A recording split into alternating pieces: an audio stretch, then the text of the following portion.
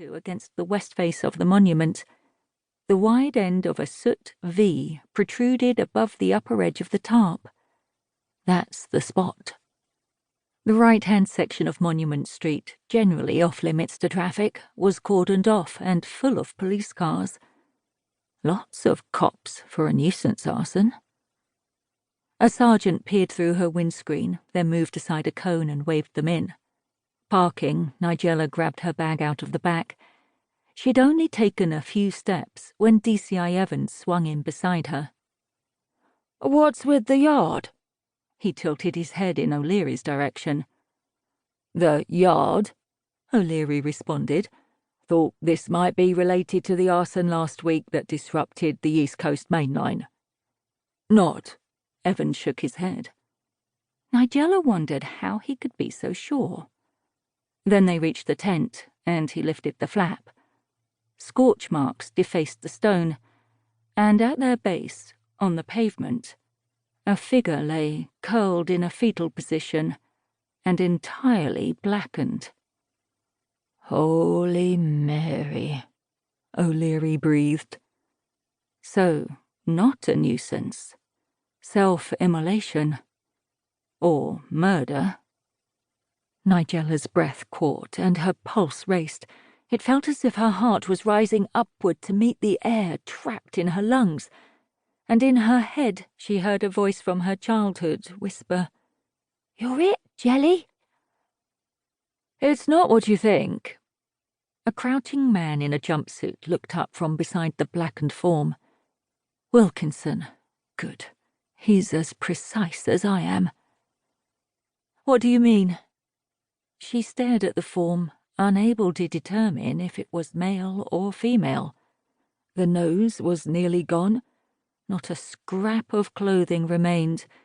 Just a naked, desiccated form so consumed by flames that it resembled charcoal riven with fissures.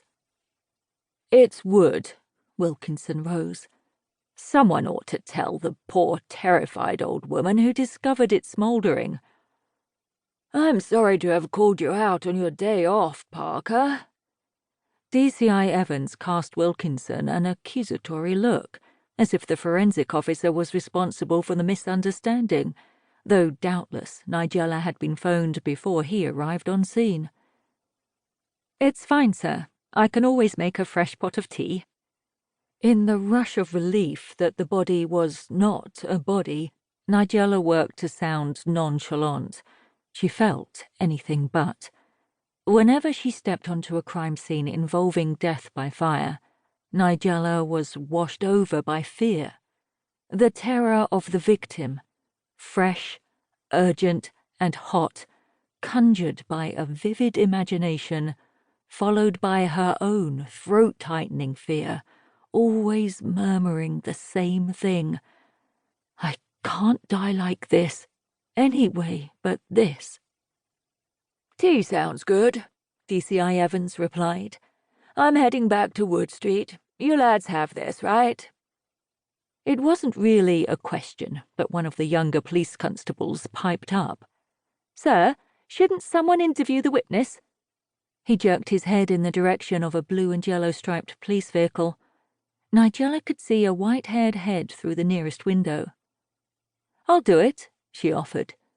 The uniform looked disappointed.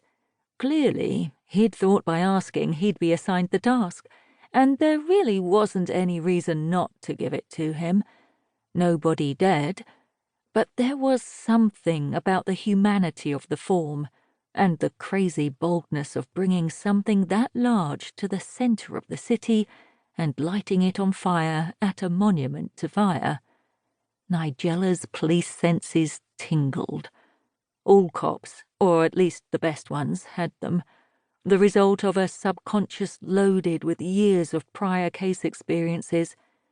Every copper's intuition was different, but each knew you ignored that something is off feeling at your peril. "Right then, that's settled."